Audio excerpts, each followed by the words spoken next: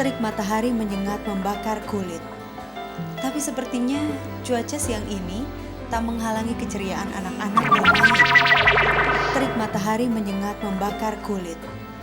Tapi sepertinya cuaca siang ini tak menghalangi keceriaan anak-anak bermain. Mereka tak beranjak dari halaman asik dengan penyu peliharaan. Sungguh senang rasanya melihat guratan kegembiraan yang terpancar dari muka anak-anak itu, terutama Aldi dan Alvin. Sebab aku adalah ibu kedua bocah laki-laki itu. Namaku Firlius Susanti. Aldi si sulung baru 9 tahun. Sementara Alvin adiknya genap 7 tahun Februari lalu. Berat badannya hanya 17 kg. Sebagai ibu, seharusnya saat ini aku sedang menikmati masa-masa indah melihat perkembangan dua buah hatiku. Sekilas, anak-anakku seperti layaknya anak-anak normal lainnya. Bermain dan tertawa gembira bersama robot-robot mainannya. Tapi takdir berkehendak lain. Mereka berselimut penderitaan. Selama 10 jam per hari, mereka bertemankan jarum suntik. Aku harus menyuntikkan cairan desferal pada mereka. Iya, kedua anakku menderita thalassemia mayor. Waktu saya dengar anak saya thalassemia, saya nggak ngerti thalassemia apa.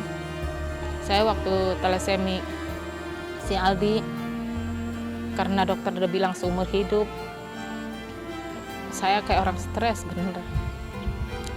Saya kayaknya nggak bisa minum gitu. Karena ngebayangin kalau udah seumur hidup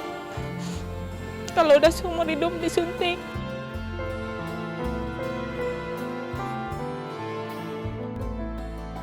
Ya Tuhan, dosa apa yang telah kuperbuat sehingga Kau memberikan cobaan yang teramat berat ini bagiku. Hingga kini belum ditemukan obat yang bisa menyembuhkan penderitanya. Satu-satunya cara untuk memperpanjang usia hanyalah melakukan transfusi darah setiap bulan. Sejak 8 tahun yang lalu, nama thalassemia kian akrab di telingaku. Thalassemia tak mau pergi dan terus menghantui keluargaku. Penyakit ini telah merobek-robek keceriaan yang pernah hinggap di keluargaku.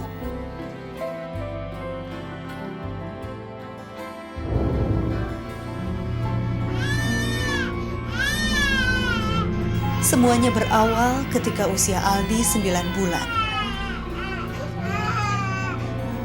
Sebelumnya, sejak umur 5 bulan, ia sering jatuh sakit.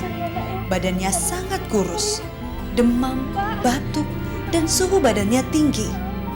Kupikir Aldi terserang penyakit biasa, seperti yang dialami anak-anak seusianya. Gimana dong? Tapi mengapa wajahnya begitu pucat?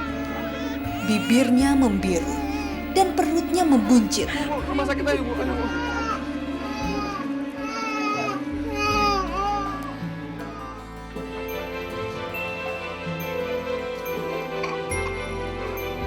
Tanpa berpikir lama, aku membawa Aldi ke rumah sakit. Dokter yang menanganinya merujuknya ke rumah sakit Cipto Mangunkusumo. Di sanalah Aldi divonis menderita thalassemia. Thalassemia itu adalah satu penyakit genetik ya, jadi penyakit yang diturunkan dari kedua orang tua si pasien thalassemia ini.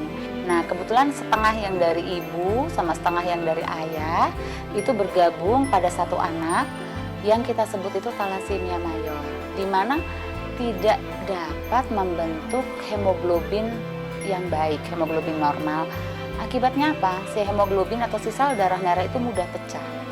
Nah, pasien-pasien seperti ini sampai saat ini belum punya obat yang dapat menyembuhkan. Jadi terapinya sampai saat ini di dunia pun itu hanya transfusi darah seumur hidupnya.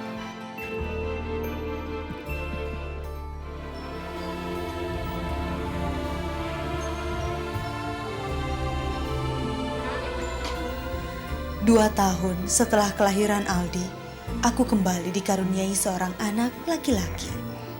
Kuberi ia nama Muhammad Alvin. Aku berdoa, semoga kali ini anakku sehat. Namun rupanya Tuhan punya rencana lain. Cobaan bagiku seakan belum cukup.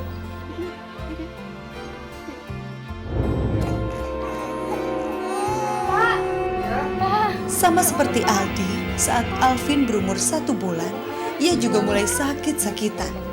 Wajahnya pucat dan badannya sangat kurus. Bahkan keluar darah dari hidungnya.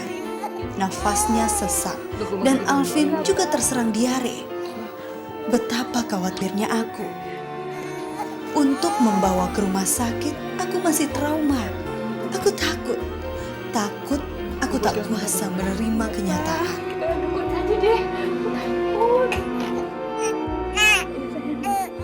Saya benar udah tahu kalau sih ini bakalan kena thalassemia. Yang bikin saya kecewa kok bisa dua-duanya. Iya, kecemasanku berubah menjadi kenyataan. Kadar hemoglobin Alvin begitu rendah.